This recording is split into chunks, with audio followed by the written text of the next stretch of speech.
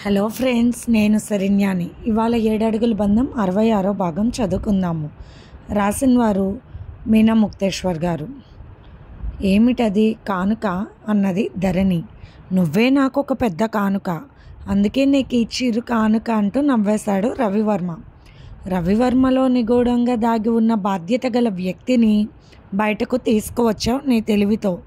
అందుకు నా ప్రియమైన గిఫ్ట్ అంటూ తనే ఆమెకు అలంకరించాడు. చాలా అందంగా ఉంది. అద్దంలోకి చూస్తూ కొంచెం ఒకలాగా పెట్టుకున్న ధరణి ముఖాన్ని గమనించాడు రవివర్మ. హలో, ఇంకొంచెం రంగు ఉంటే బాగుండేది, అదే కదా నీ బాధ? నాకైతే నువ్వు ఇలాగే నచ్చావు ధరణి. నాకు ఒక శిల్ప భంగిమలో కనిపిస్తావు, దేవతలా కరుణిస్తావు. ఇంతకన్నా నాకు ఇంకేం కావాలి అన్నాడు రవివర్మ. అద్దంలో మిమ్మల్ని చూస్తుంటే గర్వంగా ఉంటుంది. ఇంత అందమైన అబ్బాయికి ఇంత అందమైన మనసు ఎలా వచ్చిందని అంటూ రవివర్మ బుగ్గపై ముద్దు పెట్టుకుంది ధరణి మురిపెంగా. అక్కడ పెట్టుకుంటే ఏముంటుంది అంటూ ధరణిని ప్రేమతో దగ్గరకు లాక్కుని కాసేపు ఇరువురి అదరాలను మధురంగా మెట్టుకుంటూ ఒకరి మనసుల్లోకి ఒకరు వెళ్ళిపోయి ఆనందించారు. మా అమ్మమ్మ గారు ఏం చెప్పారు ఈరోజు అంటూ నవ్వాడు రవివర్మ. నానమ్మ నేను ఫోన్ చేసి చెప్పింది. అబ్బో, ఇక లాయర్నని ఆ పనిలో పడిపోకుండా నా మనవడికి ముద్దు మురిపాలను నువ్వు సమయానుకూలంగా ఇవ్వాలి, లేకుంటే ప్రేమ తగ్గి చిక్కిపోతాడు మా ముద్దుల మనోడని చెప్పి తెగ నవ్వేసింది ధరణి. ధరణి మాటలకు ఆనందంగా నవ్వాడు రవివర్మ. ఇద్దరూ కలిసి కృష్ణఘాట్కి వెళ్ళారు. అమెరికాలో న్యూయార్క్లో అది ఒక అందమైన ఇల్లు. చుట్టూ ప్రాంతం ఎంతో రమణీయంగా ఉంది. దేవా, ఇంపార్టెంట్వన్నీ నేను నోట్ చేశాను, నీకు ఈజీగా ఉంటుంది, అవన్నీ జాగ్రత్తగా చదువుకోవాలంటున్నాడు గీతికతో. పెళ్ళైన కొత్తలో ఎవరైనా ఇలా ఉంటారా అన్నది గీతిక. నీలో ఇంకా పరిపక్వత రాలేదు, అందుకే నువ్వు పిల్లల్ని కనుక ముందే చక్కటి విద్యావంతురాలివి, తెలివిగల దానివి కావాలి. పిల్లలకు తల్లిదండ్రులు మార్గదర్శకం, అందుకే నా ప్రయత్నం. ఆ తర్వాత అంతా ఆనందం మనదే కదా అన్నాడు దేవా నవ్వుతూ. నానమ్మ నాకు చెప్పారు, కాలేజ్ చదువు అంటూ అందులోనే ఉండిపోక ఆనందాన్ని కూడా ఆస్వాదించండి, కొత్త జంట మీరు అని అంటూ నవ్వింది గీతిక. ఆస్వాదనలో లోపాలేమీ లేవే అన్నాడు నవ్వుతూ దేవా. అది కాదు అంటున్న గీతిక చెవి పట్టుకున్నాడు దేవా. చదవకుండా తప్పించుకోవాలని విశ్వ ప్రయత్నం చేస్తావు కదూ, నువ్వు ఏదేమైనా కూడా మంచి ర్యాంక్లో ఉండాలి. మనం ఒకటి బాధ్యతగా తీసుకుంటే శ్రద్ధ, పట్టుదల ఉండాలి. అప్పుడే విజయం కాదు ఘన విజయం సాధిస్తామన్నాడు దేవా. ప్రస్తుతానికైతే ఇవన్నీ వచ్చేసాయి, లేకుంటే మీరు కొన్ని విషయాలకు ఫుల్ స్టాప్ పెడతారు కదా, అందుకే అంటూ నవ్వింది గీతిక. ఇంతలో దేవా ఫ్యామిలీ ఫ్రెండ్స్ వచ్చారు. చాలా క్యూట్ అంటూ గీతిక వైపు చూస్తూ తెగ మెచ్చుకున్నారు. అంకుల్స్, ఆంటీస్ పొంగిపోతుంది గీతిక. అవును, మా గీతికకు తను అనుకున్న డిగ్రీ సాధిస్తే పరిపూర్ణంగా మీరు చెప్పిన స్థాయికి ఎదిగిపోతుంది అంటూ నవ్వాడు దేవా. అత్త కూతురు, అందులో తన భార్య అన్న ప్రేమతో తనను చక్కగా చదివించి ఆమె సొంతంగా సంపాదించేటట్ల ఆత్మస్థైర్యం కల్పించి ఆమెపై కాన్ఫిడెంట్ రప్పించి తన నైపుణ్యం గురించి తనే తెలుసుకునేలాగా చేయాలన్నది దేవా ప్రయత్నం. అందరూ కలిసి డిన్నర్ చేశారు. చుట్టుపక్కల అందమైన ప్రాంతాలకు వెళ్ళి రావచ్చు కదా ఒకరోజు అన్నారు వాళ్ళు నవ్వుతూ. ఈ వీకెండ్లో తప్పకుండా ప్లాన్ చేస్తాం, వెళ్ళి వస్తామని చెప్పాడు దేవా నవ్వుతూ. ఎవరికి వారే తమ ఇంటికి రమ్మని ఇన్వైట్ చేసి వెళ్ళిపోయారు. కాలేజ్లో ఉన్నది శ్రావణి, ప్రాక్టికల్స్ రూమ్లో ఉంది. ఏమిటి పరధ్యానంగా ఉంటున్నావు అన్నది శశికళ. ఏమీ లేదు అన్నది చిరాగ్గా శ్రావణి. వర్క్ అయిపోయేసరికి కాలేజీ పార్క్లో ఒంటరిగా కూర్చుని ఉంది శ్రావణి. ఏమిటో సమాజ సేవకుడని అన్ని నెత్తి మీద వేసుకుంటాడు, కనీసం నాకు కొంత సమయం ఇవ్వాలని కూడా తెలియదు మిస్టర్ కృష్ణవర్మకని మనసులో అనుకుంది. కృష్ణవర్మ గారికి పొద్దున్నే గుడ్ మార్నింగ్ పెడితే వెరీ వెరీ బిజీ అని మెసేజ్ పెట్టారు. ఏమవుతుంది, good morning, I love you darling అని ఒక మాట పెడితే తప్పేముంది అంటూ ఆలోచనలో పడింది. తను అనుకున్నది ఒకటి, జరుగుతున్నది ఒకటి. ఒకప్పుడు గొప్ప డాక్టర్ కావాలని దేని మీద ఆశ లేదు. ఎప్పుడైతే కృష్ణవర్మ పరిచయం అయ్యాడో తను పూర్తిగా మారిపోయింది. ఎక్కడ చూసినా కృష్ణవర్మ కనిపిస్తున్నారు. కృష్ణయ్యకు కోపం కూడా వస్తుంది. ఆ విషయం తెలిస్తే ఆయన విగ్రహం చూస్తున్నా కూడా కృష్ణవర్మ నవ్వుతున్నట్లు అనిపిస్తుంది నాకు ఈ మధ్యన అని బొంగమూత పెట్టుకుని కృష్ణవర్మ ఆలోచనలతో వెనక్కి వాలిపోయి ఉన్నది శ్రావణి. గాలికి ఎగురుతున్న ముంగురులను ఎవరో సవరించినట్లు అయ్యింది. శశి, నన్ను డిస్టర్బ్ చేయకు, వెళ్ళు, మూడీగానే ఉంటాను, నీకేంటి అని అంటూ కళ్ళు తెరవలేదు శ్రావణి. కానీ ఎందుకో ఆమెకు కృష్ణవర్మ గారి సన్నిధిలో ఉన్నట్లు అనిపించింది. వెంటనే కళ్ళు తెరిచి చూసింది. ఎదురుగా కృష్ణవర్మ. కళ కాదు కదా అనుకుంది. కళ్ళు శుతిమెత్తంగా నలుపుకొని చూస్తూ అందంగా నవ్వుతూ ఉన్నాడు కృష్ణవర్మ. శ్రావణి, ఇది కళ కాదు, నిజం. నేను కృష్ణవర్మని గుర్తుపట్టలేదా అన్నాడు కృష్ణ నవ్వుతూ. అస్సలు గుర్తుపట్టలేదు నేను. నువ్వు అని ఒకరున్నారని కూడా మర్చిపోయాను. ఎంత ఏడిపిస్తున్నావు. నా పాటికి నేను చదువుకుంటూ ఉంటే నన్ను ఇలా తయారు చేశావు. పగలు ఏ పని చేయలేకపోతున్నాను, రాత్రి నిద్రపోలేకపోతున్నాను. అసలు ఏది తిన్నా రుచిగా ఉండడం లేదు. అంతెందుకు, ల్యాబ్లో చేస్తున్నది ఏది కూడా గుర్తుండడం లేదు. దీని అంతటికీ కారణం నువ్వే. దొంగ ముఖం అంటూ కృష్ణవర్మని ముద్దుగా 2 వాయించింది శ్రావణి. ఆగు బుజ్జి బంగారం, నాకు తెలుసు. చూసావా నేను ఎంతలా మార్చేశాను నిన్ను. పూర్తిగా నా ప్రేమలో పడిపోయావు. ఇక పైకి లేవమని నేను చెప్పినా లెక్కలేనంతగా పడిపోయావు. మీ చిన్ని అక్కని కాపాడేదానివి, ప్రతి విషయానికి తెలివిగా ఉండేదానివి. పాపం ఇప్పుడు నువ్వు పడిపోయావా బోల్తా. ఇప్పుడు నాకు నీతో హోటల్లో ఒకరోజు గడపాలనిపిస్తుంది. అలా అయితే నేను నిన్ను ప్రేమిస్తాను, లేకుంటే నువ్వు నాకు వద్దు అన్నాడు కృష్ణవర్మ. ఓయ్, ప్రేమిస్తే ఇలాగే ఉంటాను. అదే కోపం వస్తే తెలుసుగా శివంగిలా మారిపోతాను. హోటల్ రూమ్కి వస్తే ప్రేమిస్తావా, ఆ తర్వాత నా పరిస్థితి అన్నది శ్రావణి కోపంగా. ఏముంది, ఇద్దరం డాక్టర్లము, ఇబ్బంది ఏం లేదు, మనలో మనం చూసుకోవచ్చు. ఎలాంటి లోతు ప్రాబ్లం అయినా అది చెప్పడానికి వచ్చాను అన్నాడు కొంటగా నవ్వుతూ కృష్ణవర్మ. ఈ ప్రాంతానికి చాలా దూరంగా ఉంటూ ఒంటరిగా ఉండాలంటే ఇబ్బందిగా ఉంది. కాపురానికి తీసుకెళ్దామని వచ్చాను అన్నాడు కృష్ణవర్మ. హలో, మన ఇద్దరికి పెళ్లి కాలేదు, పిచ్చి మాటలు మాట్లాడకండి అన్నది శ్రావణి. ఎవరు చెప్పారు, మనకు అంత వైభవంగా అందరి కళ్ళ ముందు పెళ్లి జరిగిపోతే అన్నాడు కృష్ణవర్మ. చాలు చాలు, గూడెం వాళ్ళకు వైద్యం చేస్తూ వాళ్ళు ఇచ్చిన తెక్క ఆకులు నమిలేరా ఏం సార్, కాస్త మతిపోయినట్లుంది అన్నది శ్రావణి కోపంగా చూస్తూ. అవునన్నాడు. కృష్ణుడి పూజలో నా మెడలో వరమాల వేసింది ఎవరు, ఆ తర్వాత నాతో మాల వేయించుకున్నది ఎవరు. నా లెక్కల్లో మన పెళ్ళి ఎప్పుడో అయిపోయింది, అందుకే మొహమాటం లేకుండా కాపురం చేసుకుందాం అన్నాడు కృష్ణవర్మ. పైత్యం బాగా ఎక్కినట్లుంది, మా నాన్నమ్మ సంగతి నీకు తెలియదు అన్నది కోపంగా శ్రావణి. అయ్యో, అమ్మమ్మ ఎప్పుడు నా పార్టీనే, మర్చిపోయాను. అమ్మమ్మ నాతో వస్తానని చెప్పింది, నాకు తోడుగా ఉంటానంది అన్నాడు కృష్ణవర్మ నవ్వుతూ. అంతేనా, ఇంకా అంతకు మించి ఏమైనా ఉన్నదా అన్నది చాలా కోపంగా శ్రావణి. ఏముంది, వస్తే నువ్వు రా, లేకుంటే మీ నాన్నమ్మని తీసుకుపోతానన్నాడు కృష్ణవర్మ అటువైపు తిరిగి నవ్వుతూ. ఒక ఫోన్ లేదు, ఒక మాట లేదు, మనిషి అంటే లెక్కలేదు. ఇలాగే ఉంటున్నారా అందరూ? జనాలని ఉద్ధరించడానికి పుట్టావా? నిన్ను నమ్ముకుని ఒక మనిషిని ఉన్నానన్న సంగతి మర్చిపోయావా? ఏదేదో ఆవేశంతో మాట్లాడుతూ ఉన్న శ్రావణికి తన మాటలకు తనకే సిగ్గు వేసింది. ఏమిటి, నాతో ఇలా వాదించి నన్ను గొడవలోకి దించి నా మనసులో ఉన్న మాటలన్నీ లాగేస్తాడు అల్లరివాడు చిలిపి కృష్ణుడు అనుకుని తనను తాను కంట్రోల్ చేసుకుంది శ్రావణి.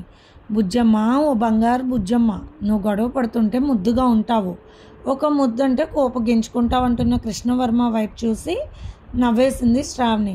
నీకెంత కోపం వచ్చిందో నాకు దూరంగా ఉండడం వలన అది తెలుసుకుందామని కావాలని రెచ్చగొట్టాను. నిజంగా నీ మనసులో ఉన్న కోపం అంతా బయటకు వచ్చేసింది. ఇప్పుడు మిగిలేది ప్రేమే కదా నాపై అన్నాడు కృష్ణవర్మ. మాకు తెలియదు స్వామి మీ చిలిపి చేష్టలు, తెలివైన ఆలోచనలు. ఒక్కసారి నాతో బయటకు వస్తావా అన్నాడు కృష్ణ చిలిపిగా చూస్తూ శ్రావణి వైపు. నేను రాను, నువ్వు నాకు దూరంగా ఉంటున్నావు కదా. నేను నీ కోసం నువ్వు రమ్మని కానీ వచ్చేయాలా? నేను రాను అన్నది శ్రావణి. వచ్చేయాలా అన్నది శ్రావణి. కృష్ణవర్మ వైపు చూసి హలో సార్ అంటూ అమ్మాయిలు వచ్చేసారు కొందరు. ఎన్నాళ్ళయింది సార్ మిమ్మల్ని చూసి, మీరు పాఠాలు చెబుతుంటే పాఠాల్లో ఉండేది కాదు, మిమ్మల్ని చూస్తూ ఉండిపోయే వాళ్ళం, శ్రద్ధగా వింటూ అదే పాఠాలు అంటూ మెలికలు తిరిగిపోతూ ఉన్నారు కొందరు అమ్మాయిలు. శ్రావణి చాలా కోపంగా చూస్తూ ఉంది కృష్ణవర్మ వైపు. మీరు ఎటు వెళ్తున్నారు, మిమ్మల్ని డ్రాప్ చేయమంటారా అన్నాడు కృష్ణవర్మ లోపల నవ్వుకుంటూ శ్రావణి వైపు దొంగ చూపులు చూస్తూ. చూడండి డాక్టర్ కృష్ణ గారు, మా నాన్నమ్మకి అస్సలు బాగోలేదు, మీరు అర్జెంటుగా చూడాలి, ఇంటికి పదండి అంటూ గడుసుగా కారు ఎక్కింది శ్రావణి. వెనుక సీట్లో కూర్చోబోతున్న మొండి అల్లరి పిల్ల శ్రావణి వైపు చూస్తూ, ఫ్రంట్ సీట్లో నా పక్కన కూర్చోవడానికి ఎవరైనా వస్తారేమో పిలుస్తాను, అమ్మాయిల పాపం వెయిట్ చేస్తున్నారన్నాడు నవ్వుతూ కృష్ణ. నాకు డ్రైవర్ లాగా నడపడం ఇష్టం ఉండదు అని పిలవబోతున్న కృష్ణవర్మ వీపు మీద ఒకటేసి కిందకి దిగి కృష్ణవర్మ పక్కనే కూర్చుంది శ్రావణి. కారు వేగంగా వెళ్ళిపోతూ ఉంది. ఎక్కడికి తీసుకువెళ్తున్నారు నన్ను అన్నది కోపంగా శ్రావణి. మీ నాన్నమ్మకు బాగాలేదన్నావుగా అన్నాడు కృష్ణవర్మ నవ్వుకుంటూ. లేదు, బాగానే ఉంది అన్నది శ్రావణి.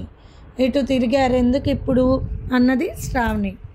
ఏం లేదు, దూరంగా తీసుకువెళ్ళిపోతున్నాను నిన్ను, గుబురుపాటులోకి తోటలోకి తీసుకువెళ్తే అన్ని విషయాలకు బాగుంటుంది అన్నది నా ఆలోచన అన్నాడు కృష్ణవర్మ శ్రావణి వైపు చూసి అల్లరిగా కన్ను కొడుతూ. నిజంగానే తెలియని చెట్ల దారిలోకి తీసుకువెళ్తున్నా అమ్మో నా ఆలోచన అన్నాడు కృష్ణవర్మ శ్రావణి వైపు చూసి అల్లరిగా కన్ను కొడుతూ. నిజంగానే తెలియని చెట్ల దారిలోకి తీసుకువెళ్తున్న కృష్ణవర్మ వైపు ఒక చూపు చూసింది సీరియస్గా శ్రావణి. ఎంత ప్రేమించినా పెళ్లి కాని సాంప్రదాయమైన కుటుంబంలోకి ఆడపిల్లకు కొన్ని విషయాలు ఉంటాయి. ఆ కళ్ళల్లో చిరుభయం కనిపించింది కృష్ణవర్మకు. దానికి తోడు జోరున వర్షం, ఉరుములు, మెరుపులు మొదలయ్యాయి. ఏమిటిదంతా, నాకెందుకో కాస్త భయంగా ఉంది అన్నది శ్రావణి కోపంగా. అసలు ఇటువంటి అవకాశం ఒకటి వస్తుందని నేను అనుకోలేదన్నాడు కృష్ణవర్మ నవ్వుతూ అల్లరిగా. అబ్బా, భలే ముద్దుగా ఉన్నావు, సమయానికి మంచి వర్షం, ఉరుములు, మెరుపులు అంటే నీకు భయం కదా, బల్లిలాగా నన్ను అతుక్కుంటావా సమయంలో నిన్ను అంటూ శ్రావణి కళ్ళలోకి చూస్తున్న కృష్ణవర్మ వైపు చూసి భయంగా, అలాంటివేమీ నాకు నచ్చవు, నన్ను మా ఇంటి దగ్గర దించేయండి అన్నది శ్రావణి. కృష్ణవర్మ సినిమాలో విలన్ లాగా నవ్వుతూ, ఎంత ప్లాన్తో నేను వచ్చాను, ఆ ప్లాన్కి వర్షం కూడా నాకు సహకరించింది, పాపం గాలిని కూడా తోడు తీసుకొచ్చాడు వర్ణదేవుడు, థ్యాంక్ యూ వర్ణదేవా అన్నాడు నవ్వుతూ కృష్ణవర్మ. అబ్బా, ఎంత ముద్దుగా ఉన్నావు శ్రావణి, ఇక నా మనసు నా మాట వినడం లేదు, తప్పు చేస్తానేమో అని భయంగా ఉంది, నిన్ను చూస్తుంటే తప్పదేమో అనిపిస్తుంది, తప్పు చేయడం అంటూ శ్రావణి మీదకు చాలా వరకు వంగాడు కృష్ణవర్మ. ఇంతలో ఎక్కడో పిడుగు పడినట్టు చాలా వెలుతురు శబ్దం, అమ్మో అంటూ శ్రావణి కృష్ణవర్మ చేతిని పట్టుకుంది. అబ్బా, అన్నీ కలిసి వస్తున్నాయి, ఇంకేమిటి ఇబ్బంది లేదంటూ శ్రావణి ముఖం పెట్టి చూస్తున్నాడు కృష్ణవర్మ. నాకు భయం వేస్తుందన్నది శ్రావణి కోపంగా. భయం ఎందుకో, నా పాటికి నేను వేరే అమ్మాయిలను రమ్మంటే నువ్వే వచ్చావు, ఎందుకు వచ్చావు అన్నాడు కృష్ణవర్మ కావాలని ఒక రకంగా నవ్వుతూ.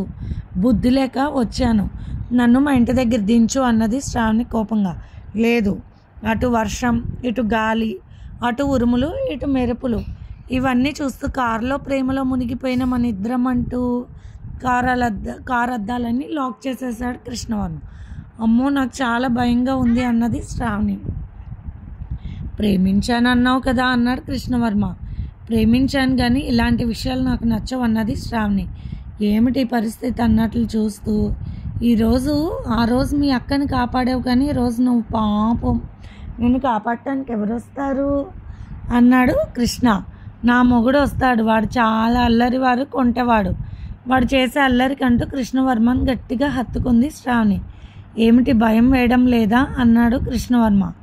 ఎందుకు భయం, నా సర్వస్వం నీకే సొంతం, నీకు ఎప్పుడు తీసుకోవాలనిపిస్తే అప్పుడే తీసుకో, ఇప్పుడైనా రెడీ, కంఫర్ట్గా ఉంటుందా మీకు అన్నది కాస్త డౌట్ అన్నది కొంటగా శ్రావణి. ఎంత ముదిరిపోయేవే నువ్వంటూ శ్రావణి చెవు పట్టుకున్నాడు కృష్ణవర్మ. నిజంగా ప్రేమించినప్పుడు ఆ వ్యక్తిని నమ్మలేని పరిస్థితి ఉండదు, అలా నమ్మకం లేని వాళ్ళు తమపై తమకే నమ్మకం లేని పిరికి వాళ్ళే అవుతారన్నది శ్రావణి నవ్వుతూ.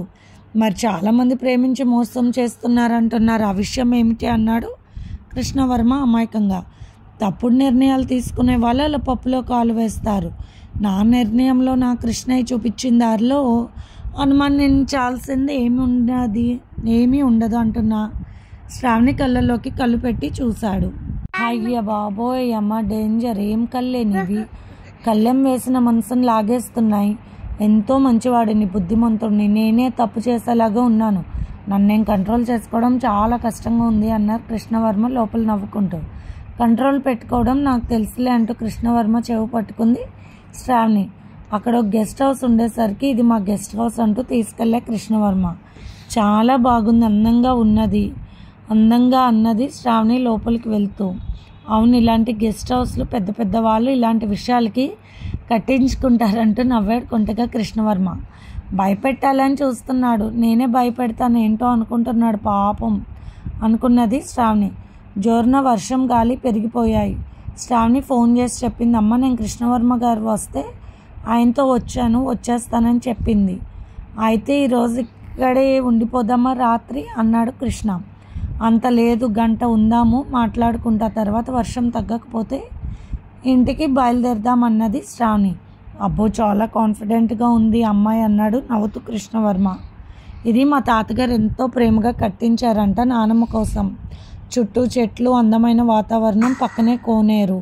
ఇలా ఉంటే ఆమెకి ఇష్టమంట అని చెబుతున్న కృష్ణవర్మ వైపు ఆనందంగా చూసింది శ్రావణి.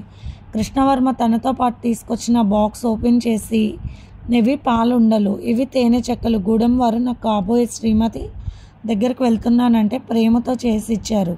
ఇవి సొరకాయతో చేసిన చెక్కలు అంటూ చిన్న చిన్న ముక్కలు పెడుతుంటే చాలా టేస్టీగా ఉన్నాయన్నది శ్రావణి నవ్వుతూ. తన దగ్గర ఉన్న ఫ్లాస్క్లో టీ పోసి ఇద్దరికి వేడివేడి కాఫీ తాగారు. ఏమిటి ఇన్ని ఆర్నమెంట్స్ భలే చేసుకుంటున్నారుగా మీరు అన్నది శ్రావణి.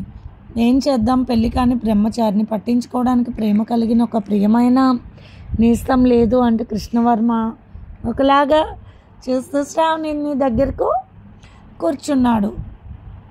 ఏంటి అన్నది శ్రావణి ఒక రకంగా చూస్తూ. అదే తెలియదా, ఎన్నో పాత సినిమాలు చూసి ఉంటావు, నెక్స్ట్ సీన్ ఏమిటో తెలియదా అన్నాడు చిలిపిగా నవ్వుతూ కృష్ణవర్మ. ఇది ఫ్రెండ్స్ ఇవాల్టి ఎపిసోడ్. రేపు ఇంకొక ఎపిసోడ్తో మేము ముందుకు వస్తాను. మీకు కనుక స్టోరీ నచ్చినట్లయితే లైక్ చేసి షేర్ చేసుకుని సబ్స్క్రైబ్ చేసుకోండి. అలాగే మన ఛానల్లో ప్రసారం అవుతున్న positive thoughts return by Shri Komunapalli Ganapatirao garu కూడా చదివి మీ అమూల్యమైన సమీక్షలు తెలియచేయండి. ఉంటాను.